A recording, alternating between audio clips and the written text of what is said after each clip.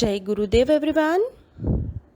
गुरुर्ब्रह्मा गुरुर्विष्णु गुरुर्देवो महेश्वर गुरुर्साक्षात् परब्रह्मा तस्मै श्री गुरुवे नमः। तस्मै श्री गुरुवे नमः। तस्मै श्री गुरुवे नमः। इस श्लोक का अर्थ है, गुरु ही ब्रह्मा है, गुरु ही विष्णु है और गुरु ही भगवान शंकर है। गुरु ही साक्षात परब्रह्म है। ऐसे गुरु को मैं शत शत प्रणाम करता हूँ। Now we start our study note Delhi Sultans. We finish our chapter and now we start our study note chapter 3 Delhi Sultans. First question, which ruler first established his and her capital of the Delhi? तो सबसे पहले दिल्ली की capital के ऊपर first establish किसका हुआ था? Anangapala of the Tomara dynasty first establish is capital at the Delhi. Second, what was the language of the administration under the Delhi sultans? कौन सी लैंग्वेज यूज़ करते थे? Persian language. Persian was the language of the administration under the Delhi sultans. Third question, in whose reign did sultanate reach its furthest extent?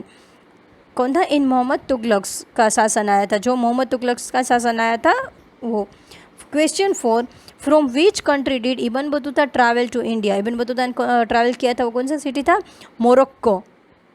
Now the fifth question, according to the circle of the justice, why was it important to military commanders to keep the interest of the peasantry in mind? जो अगर हम circle of the justice जो न्याय देने के लिए बात की थी, तो हमने जो मिलिट्री कमांडर्स के बारे में जो इंटरेस्ट रखा था वो किसानों के लिए क्या माइंड में क्या था? According to the circle of the justice it was important to the military commanders to keep the interest of the all peasants in a mind because the salaries of the soldiers came from the salary कहाँ से आती थी? कि soldiers की वो जो revenue collect किया जाता था किसानों से. इन peasants could pay the revenue only when they were prosperous and happy. जब वो कब दे पाएंगे? अगर वो खुश होंगे और वो उसके पास भी वो थोड़े रिच होंगे.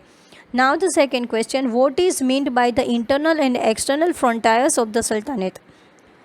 आंसर है, internal frontiers of the sultanate consisted of the hinterland of the garrison towns.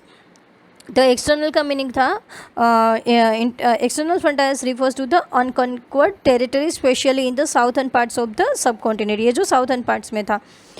Okay. Now the question 7th, what were the steps taken to ensure the मुक्तिस परफॉर्म देयर ड्यूटीज़?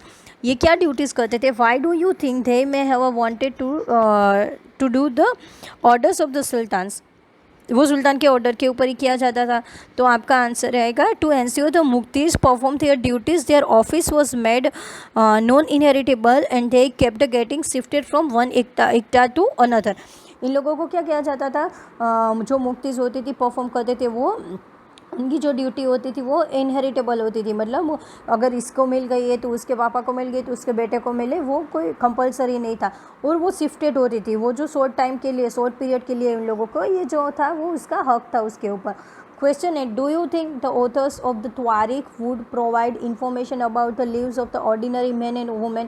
त्वारिख क्या था? त्वारिख में वो जो बहुत सारा लिखा हुआ जाता था, उस टाइम पे क्या था? वो इन्फॉर्मेशन लिखी जाती थी. आंसर है, no, the authors of the tawarikh did not provide information about ordinary man and woman. वो ऑर्डिनरी वो जो सिंपल मैन एंड वुमन थे उसके बारे में इन्फॉर्मेशन नहीं देते थे. This was because they wrote in expectation of the reward by the sultan.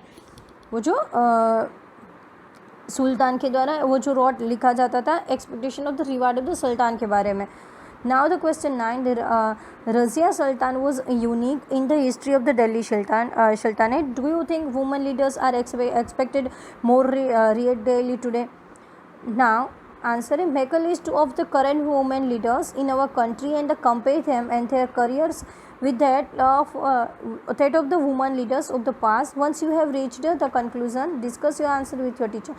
Now यहाँ पे क्या है कि उस ज़माने में अगर आप लोगों ने देखा तो वो या अभी जो है वो आप लोगों को कंपेयर करना है, फिर आप लोगों को बताना है. Question 10, why with Delhi sultan interested in cutting down forest, वो लोग क्यों फॉरेस्ट को कटिंग करने में इंटरेस्ट रखते थे? Does deforestation occur for the same reason today? Now answer है, Delhi sultan were interested in the cutting down forest because they wanted to encourage agriculture on the land. वो तो इसीलिए कट करते थे कि वहाँ पे वो लोग एग्रीकल्चर करना चाहते थे। इस ज़माने में वो ये पॉसिबल नहीं, अभी तो क्या है, ज़्यादा से ज़्यादा आपको ग्रो करना चाहिए। Now the extra question, first question, the son in the law Qutbuddin Aibak was, कौन था? तो आपका आंसर रहेगा third number, Iltutmish. Second question, Alauddin Khilji's first campaign was against, किसके अगेंस्ट था? गुजरात के अगेंस्ट था। Now the third, the cattle tax paid the peasants was known as the, जो केटल का टैक्स लिया जाता था उसको क्या कहा जाता था? चराई। एंड द फोर्थ है, under Alauddin Khilji traders and merchants were monitored by under the Alauddin Khilji traders and the merchants were monitored by सहाना, उसको क्या मॉनिटर किया जाता? सहाना। Now the fill up, the days collected only the taxes prescribed by the state and he kept the required numbers of the soldiers, क्या था? मुक्ति, उसको क्या कहा जाता था? मुक्ति कलेक्ट करते थे। द सेकेंड है, द चीफ जज during the sultan was called, जो उसको क्या कहा जाता था? काजी उल मामुलुक। थर्ड नंबर है, workshop called these were set up to meet the needs of the royal household, जो वर्कशॉप रखा जाता था उसको क्या कहा जाता था? Karkhanas. Okay. Now the third, a mosque is called the days in the Arabic में क्या कहा जाता? मस्जिद कहा जाता था। Now fifth, Alauddin constructed a new garrison town named डेस फॉर इज सोल्जर को जहाँ पे रखा था वो टाउन को क्या कहा जाता था? सीरी कहा जाता था। Okay. Now answer the following question. In the extra question में है, what was the contribution of Balban to Delhi sultanate, उसका कंट्रीब्यूशन क्या था? Balban made an important contribution to the sultanate by cementing the position of the sultan. He introduced the custom of sijda, laying on the ground at the feet of the sultan. He pibos kissing the sultan's feet, जो सुल्तान की feet थी उसके ऊपर kissing करते थे। He broke the power of the Chalgani group and ruled with the iron fist. He also set up an efficient system of the ships to ensure that everyone was loyal and throne. उसके जब भी उसका जो ये शासन है उसका contribution क्या था कि वो जो पोजीशन थी वो जो सुल्तान की जो रिस्पेक्ट करना वो इंट्रोड्यूस करता था कि वो जो ground at the feet of the sultan के वो जो ग्राउंड होता था लाइन वहाँ पे बैठना और ये सारी चीज़ें पाइबोस किसिंग करना। He broke the power of the Chahalgani, वो जो उसने पावर था वो तोड़ दिया था। Okay. Now discuss the experiment undertaken by the Mohammad bin Tughlaq during his rule. First, one of the first experience undertaken by Muhammad bin Tughlaq was the shifting of the capital from Delhi to Devgiri. उसने क्या किया था? दिल्ली से देवगिरी तक shift कर दिया था। The king also forced the people of the Delhi to shift the new capital, leading a lot of the hardship. वो जो किंग थे वो फोर्स करते थे सब लोगों को दिल्ली से शिफ्ट वहाँ पे शिफ्ट हो जाने के लिए। The capital had to be shifted back to Delhi 2 years later. फिर वापस से 2 साल के बाद वहाँ पे शिफ्ट किया था। Another experiment was the introduction of the token currency. वो जो टोकन करेंसी नया लाया था जो आज के ज़माने में पेपर की करेंसी है इस तरह से। Token coins were made of the copper, वो कॉपर का बना हुआ होता था। could be exchanged with the gold and silver coins from the treasury, but people forged the copper coins in a large number and the system had been abandoned. फिर लोग क्या करते थे वो अपने आप से बनाने लगे थे। फिर लोगों को ये जो देना होता था सब लोगों को जैसे टैक्स में तो सब लोगों अपने आप से बनाना स्टार्ट कर दिया था। ये जो सारी चीज़ें वो किए थे उन्होंने।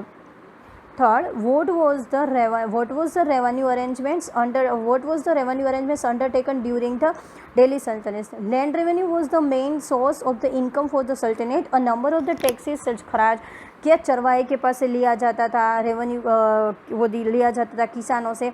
Officials such as the Kut, Muqaddam and the Chaudhry were responsible for the collection of the land revenue. ये जो चौधरी होते थे वो लैंड का रेवेन्यू वो कलेक्ट करते थे। जो Alauddin Khilji introduce strict measure for the collection of the revenue, वो देखते थे कि ये जो 50% किसानों से लेना ही है।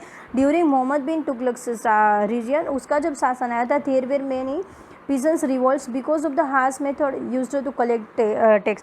ये जो सारा टैक्स लिया जाता था तो फिर वो जो इसका शासन आया तब वो किसान थे वो बहुत ही गरीब होने लगे थे। Now your chapter is finished. Okay. Hope you all understood this chapter. Thank you.